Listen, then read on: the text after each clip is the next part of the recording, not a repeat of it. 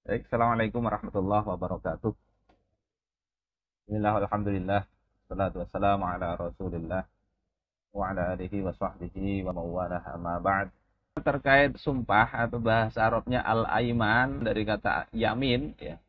Itu maknanya secara bahasa bisa berarti kekuatan atau al-quwah, bisa berarti sumpah atau al-qasam, bisa berarti barokah, bisa juga berarti tangan kanan maupun arah kanan. Kenapa sumpah itu disebut dengan al-yamin? Itu karena asal muasalnya dulu orang-orang ketika bersumpah mereka saling memegang tangan kanan satu dengan yang lain. Walaupun tidak lagi berpegangan tangan kanannya, tetap saja disebut al-yamin atau al-aiman. Secara istilah, sumpah itu adalah tauqidu hukmin, menguatkan suatu hukum, suatu ketetapan.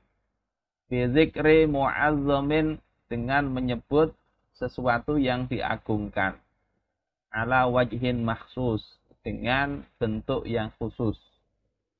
Jadi sumpah ini dilakukan untuk menguatkan penetapan suatu berita atau menafikan satu berita. Misalnya dengan mengatakan, demi Allah yang kukatakan ini benar. Juga untuk menguatkan azam seseorang saat ingin melakukan atau meninggalkan sesuatu. Misalnya dengan mengatakan, aku bersumpah dengan nama Allah akan sungguh-sungguh mengurus anak bapak. Dalam hadis riwayat Al-Bukhari, Rasulullah mengatakan, man kana halifan falyahlif billahi aw liyasmut. Barang siapa yang dia mau bersumpah, maka hendaklah dia bersumpah billahi, dengan nama Allah, aw liyasmut, atau dia diam saja. Ini terkait dengan bahwasanya sumpah itu boleh disyariatkan. Hukum asalnya begitu. Ada kalanya sumpah itu hukumnya wajib. Wajib bersumpah, yakni jika bertujuan untuk menyelamatkan atau menghindarkan dirinya atau muslim lainnya dari kebinasaan. Makanya di dalam hadis yang lain kan, al-bayyinah 'alal mudda'i wal yaminu 'ala man angkara. Bukti itu wajib diberikan oleh yang menuduh, sementara yamin, sumpah, itu adalah menjadi kewajiban bagi orang yang mengingkari. Hingga misalnya dia dituduh membunuh, kemudian tidak ada buktinya, cukup bagi yang tertuduh bersumpah, demi Allah aku tidak melakukan pembunuhan. Maka wajib bagi dia daripada dihukum mati untuk kemudian bersumpah. Termasuk dalam hal ini adalah jika seseorang memahami wajibnya melakukan sesuatu. Dan kewajiban itu tidak dapat tercapai kecuali dengan satu perkara. Sementara perkara tersebut menuntut bersumpah untuk meraihnya. Maka sumpah dalam hal tersebut menjadi wajib baginya.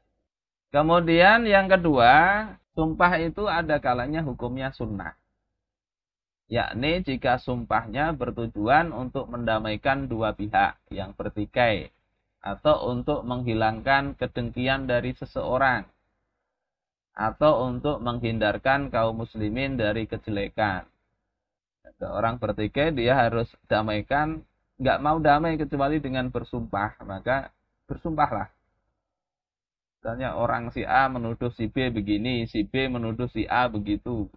Dua orang muslim yang bersaudara, sementara kita tahu tuduhan-tuduhan itu keliru. Dan mereka nggak percaya dengan penjelasan kita, maka kita boleh sunnah untuk bersumpah di situ. Itu yang kedua.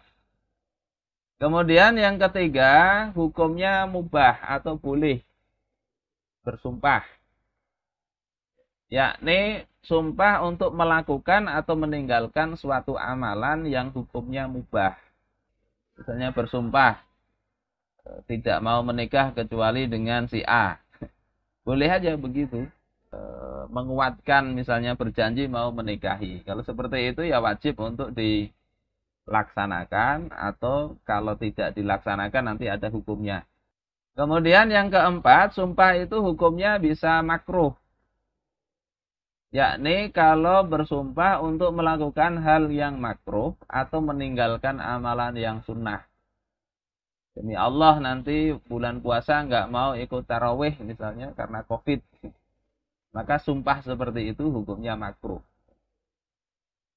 Termasuk yang makruh itu sumpah dalam berjual beli. Bagaimana kata Rasulullah Shallallahu Alaihi Wasallam, al-halifu munafiqatun lisil'ah. Sumpah itu bisa melariskan dagangan. Demi Allah ini paling murah. Bersumpah demi Allah. Itu makruh hukumnya. Walaupun orang jadi percaya, oh berarti di sini paling murah. Kata Rasulullah, mumhiqatun lil barokah. Tapi bisa menghapuskan keberkahan dari jual beli tersebut. Itu hukum keempat. Kemudian yang kelima, sumpah itu bisa hukumnya haram. Yakni sumpah untuk suatu kedustaan. Bagaimana bersumpah dengan selain nama Allah?